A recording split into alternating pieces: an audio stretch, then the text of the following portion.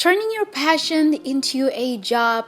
What does it feel like to be a full-time artist? Well, today I want to talk about that topic, so I hope that you'll find this video helpful and useful in any way.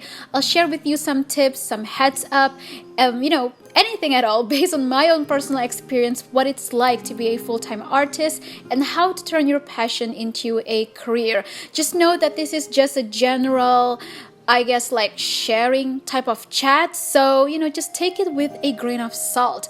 If you're new here to my channel, then hello, welcome. I am Cindy. In this channel, I do art, paintings, while I also like to share about personal growth and spiritual topics as well. So I hope that you'll vibe in with my channel. And if you do, don't forget to subscribe and click the bell ring so you won't miss any notification for further videos. So, about the painting that I'm doing today, it is a digital painting process of my original character called Calestis Aliante from a personal project that I have been developing.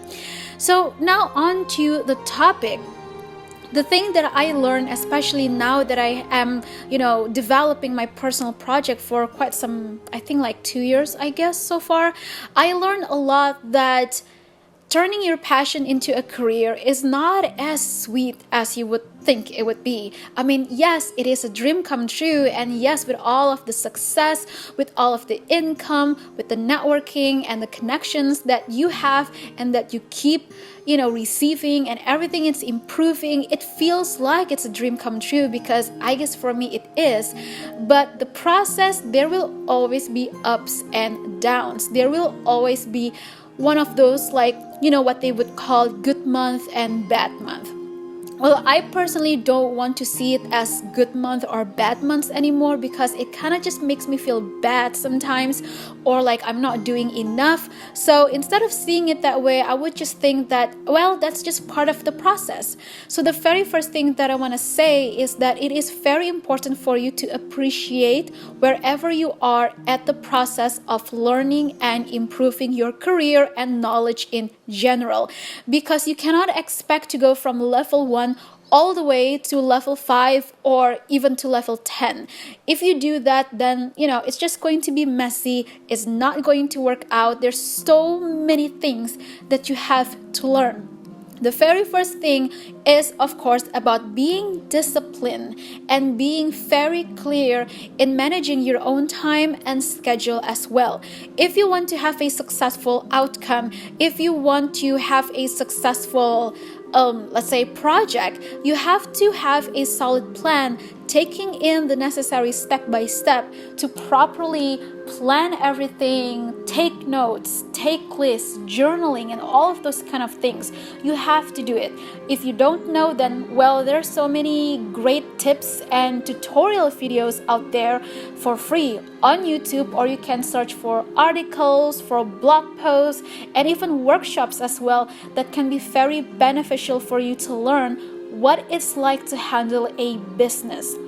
So this goes on to the next thing that I want to talk about, which is marketing. A lot of times for artists or any type of really creative people, thinking about business is just, it's not challenging in a way that, we don't know how to do it. It's more that we're just too lazy to even be bothered by it. But I know that in a way it's also because we just have so much in our hands already. So it would be really great if artists can also have their own assistants, which of course big successful artists have their own manager actually. But if you're still starting out, it might feel really, really challenging and really heavy and difficult, because you have to learn everything all by yourself. You cannot expect to just sit all day and paint. Yes, you're very proud of it, but after that, well, what are you going to do about it? If you don't know how to put yourself out there, if you don't know how to market yourself, if you don't know how to properly use social media platforms to advertise yourself and connect with people, then how are you going to be seen in the community, in the market? You need to find your audience. So this is talking a lot about marketing and advertising. Want it or not, you have to learn it. even in different social media platforms, from Instagram to Facebook to YouTube, they kind of have their own personality of an audience and their like attention span type of things, and their target audience as well, and their hashtags.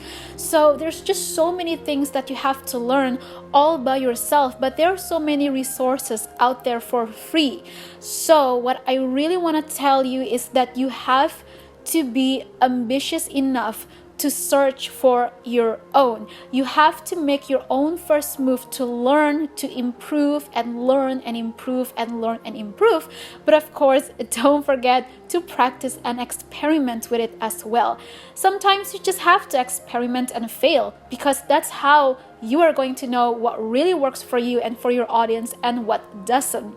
And just like finding an art style, you just have to learn all the basic knowledge, all the basic like art fundamentals from anatomy, colors, and everything, so that you can then develop your own style and twist it in your own, your own mood, your own style. You will find it in your own way, but you cannot expect to do everything straight away without really knowing the basic idea of it, because you might ask yourself, why am I not getting viewers, or why am I not getting audience, why am I not getting clients or connecting with people?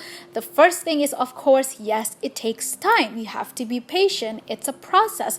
But the second thing is that maybe some of the things that you are doing is not really the right way. So there are many other things and tips that I can say. So I guess maybe next time I would make another second part of a video, or maybe make a video specifically talking about the pros and cons of being a full-time artist, because this topic is really wide, I guess, because there's just so many things to cover. So yes, remember to do your own research and be diligent about it as well. You have to have your own will to improve your own business, your own career. This is not just about painting. Painting is actually kind of like the icing of the cake, as harsh as it sounds. But for me personally, I feel like learning art itself is almost like the top layer of the cake. But everything from the inside is about networking, connection, putting yourself out there, and really engaging with people. So the next thing that I want to talk about is that yes, you have to have good communication skill. Whether you want to put yourself out there on YouTube or not, you do need good communication skill, because you gotta get yourself out there, both online and real life. If you really want to be successful, you need to communicate, because that's how you are going to, to be able to connect and network with people. Remember that when it comes to business, the powerful thing about success is when you have good networking skill. So what it is? Well, it's all about communication. So please don't hide in your cave all day 24/7, even though it feels like you just want to meditate with your paints, with your brushes all day, and with your laptop. But there are just like so many things that you gotta do if you really want to make it out there as a full-time artist and take this career seriously. There are so many things that you also have to learn on how to be a professional artist. So in time, you will improve, you will learn, but do your own research. So the last thing that I want to say is that just another, I guess, kind of like a repetitious, like a repeating message, tip that I want to give is that you have to properly plan your project, whether you have a personal project or a visual development portfolio that you want, or you want to go for art conventions or exhibitions and go for art galleries, whatever it is that you have. We all have our goals. We want to make our own art book, our own comics. There are just so many dreams that artists can dream, but you have to take it one step at a time. You have to focus and put good intention at every work, because remember, a lot of times, mostly it's still quality over quantity. If you have over 100 paintings, but they are all just like random sketches and studies and not one of them is actually a full finished painting, you cannot really put that on your portfolio. So you have to properly plan your project so that you can also manage the time and the schedule and everything, and being disciplined about it. If you want for everything to come out successfully and be disciplined with a deadline, you first have to kind of challenge yourself in that way. And of course, don't forget to also find an art community. If you have a circle of art friends, that's good for you. That's really, really great. You need input from other people as well, because you cannot expect to always be the critic, the judge, or the teacher yourself all the time. You need other people. You need a fresh set of eyes as well. So that's it for today's video. So far, I guess I'm going to make another video talking about this. So let me know in the comments down below, how do you think about these tips? If you have any other input and opinions as well, go ahead, let's have a discussion down below. I will see you soon. Stay creative, and I send you much luck in your life.